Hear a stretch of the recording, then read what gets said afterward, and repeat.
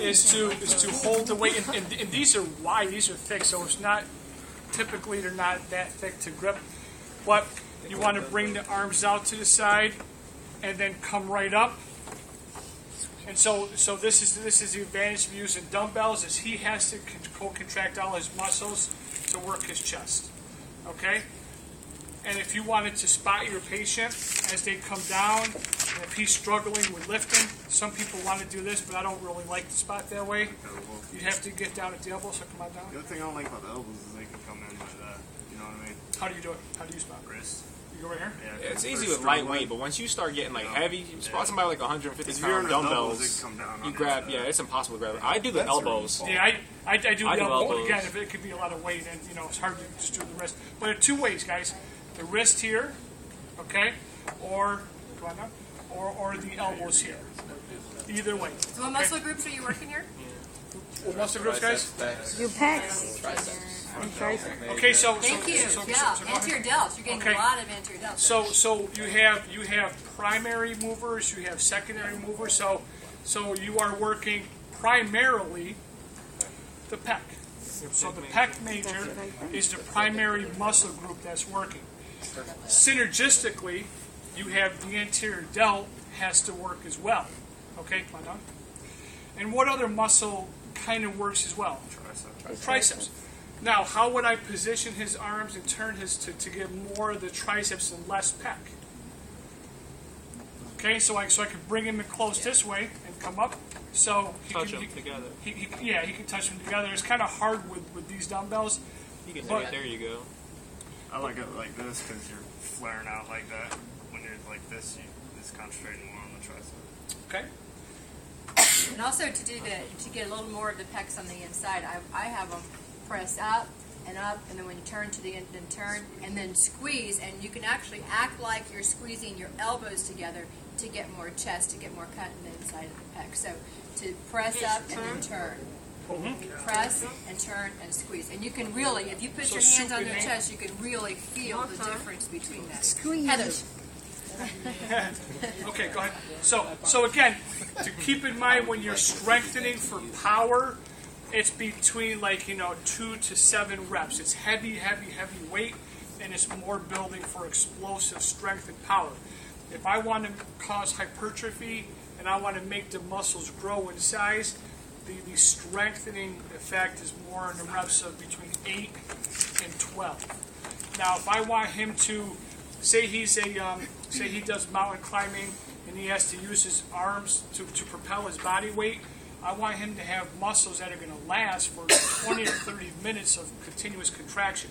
So I want to work on endurance as well. So then it's going to be in the upper levels, okay, of like 15 to 20 or so. Arms all the way up. You would never mix those in a single workout, correct? Yeah, you could. You could go endurance, strength, Absolutely. tone. Muscle confusion. So to get to long-headed triceps, you can do this, what's called, they call, like for lack of a better term, skull crushers. And so, again, if you have shoulder problems, shoulder impingement problems, this is not going to be an easy position to do. But he can tell you, or if you guys ever do this after 15 or 20 reps, your triceps are screaming. I mean, this is a really difficult exercise. Already burning, yeah. And he didn't warm up, so that's my mistake. You have to never want to work out cold. But on the triceps, make sure you get that. Yeah, keep the arms at 90. Because people will cheat. They'll do this. You see them doing skull crusher like this. Yeah, and right, if to go back to the wrong way, if they're doing it the wrong way, it's because maybe the weight's too heavy, or they just don't know how to properly execute the movement, which you'll see both.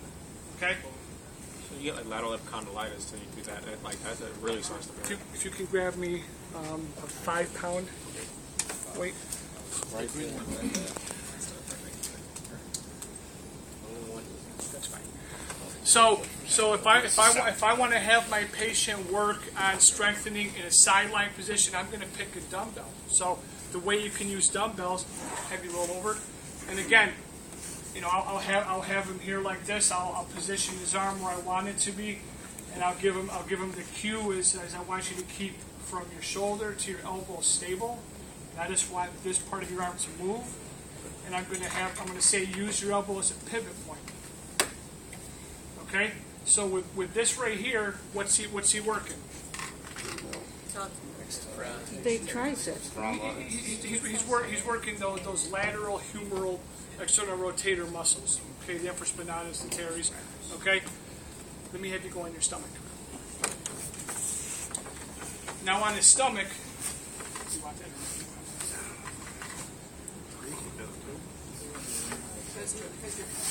So when somebody is prone and they're exercising for positioning, you want to make sure that their head and neck is not pinked or turned in an awkward position. So he can put his forehead right down there to keep his head and neck in neutral. Okay, hold on to the weight. Okay, so if I want to work now his posterior delt, okay, I'm going to keep his arm in this position here. I'm going to keep it up high as opposed to down here. And all what I'm going to have him do is I'm going to cue him. I'm going to say lift up so your elbow touches my fingers. And down. Okay? So it's predominantly this rear delt muscle group. Okay? It's getting some of the scapular retractors, the rhomboids as well. Okay? Now if I really want to hone in on these rhomboids, I'm going to say hold your arm just like this, and I'm going to say go from here, squeeze your shoulder blade to the middle of your body. Okay? And so he's a strong guy. He's a strong guy. And look, just 5 pounds. So, so people can have muscular strength in a certain muscle groups they might not be as strong in. Okay? But in my experience working with patients, a lot of people will have strong anterior delts, pretty strong middle delts, but weak rear delts. So that creates a muscle imbalance. So there's a lot of injuries that occur because of that. So when you exercise with these patients, it's important. And come up this way. So really, really focusing on the rear posterior delts. Okay? Go ahead. Why don't you Good job, Josh. stop? Okay. Can you grab me the 15-pound? Oh boy.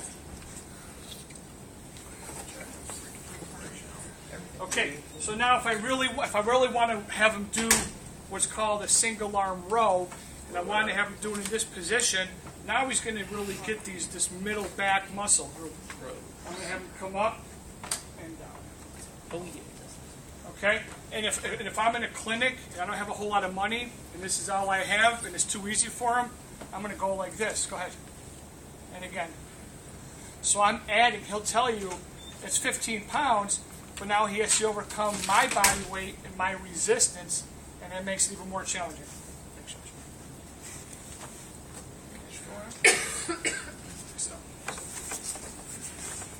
So that's kind of an introduction to the. Let me see the weights again. Skip the chin lift. 15? No. On the left side. I do, but I also take on some to where I don't like recoveries, like branching lines and all kinds of stuff. But yeah, if I don't, I feel it. Okay, so you can also have a patient work in a standing position. So from here, they can do. You guys tell me what can you have patients do with weights in this position? Okay, so she's doing. Go ahead. So she's doing biceps. Okay. Okay. Okay. So if her hand is supinated this way, she's doing some bicep. If I have her like here like that, it's getting more of the brachioradialis, okay, the hammer curls, okay. If she's doing, you did a sideways, right? Mm-hmm. So if she's doing this here, she's getting the middle deltoid fibers predominantly. Go ahead. Some supraspinatus, some major deltoids. So I mean, a lot of muscle groups work synergistically. Go ahead. I like to have my patients kind of slightly just rotate a little bit, and I'll do it. And sometimes if the weight's too heavy, they'll default to kind of going anteriorly to pick up some of the anterior delt. So sometimes it's cueing, so bring her back, and I'll do it. And I might just say, okay, come back here, and I'll do 5. So you got keep going. Got some scapular. Can't wait to get. Oh, scrap it. Okay. Can you relieve some of the pressure off of the shoulder if you have the arm bent and do 90, you know, for the side delts Yeah, I there. never keep mine all the way Because out. I don't do straight arm. Yeah, it It's too feels much like pressure on your straining elbow. right here. Yeah. Oh, you're talking about like you're So talking. she just just like a little bit of flexion. you're talking like this here. Well, I kind of like come up. You know what I mean? Oh. And that it's side delt. Yeah, you can. The answer to that is you can. You don't need to increase the lever arm, so the weight way out here, because again, you know, this is 10 pounds, the weight of my arm, and here's the short muscle tendon. Okay, so now when you take, this is only 5 pounds, but when you extend the weight out here, So here's the lever arm. here's the lever arm. So now here's the short muscle tendon. So now if you incrementally do the scale, it's actually 100 pounds, 70 to 100 pounds is how much force is going through my rotator cuff, my supraspinatus. So that could be pretty tough.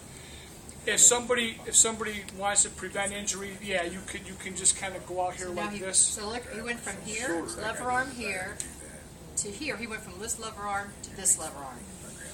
But for me, like in my shoulder, Oh, because of the it's a box. distance. If you get like this like scabs and you kind of shorten it, like you said, you can do more weight, but if you just concentrate more, then you're going to get more of a, you know what I mean, to the side. Because this, Absolutely. I The can't do joint that. compressive force are from 100 on the shoulder to it cuts it in half 50% because it is directly related to that lever arm. Yeah, But it's just more comfortable for me to. Me too. Yeah. Mark, can you grab me a cuff weight? Jared, can you go into there and see if you can get a TheraBand? There's the heaviest one. Oh, is there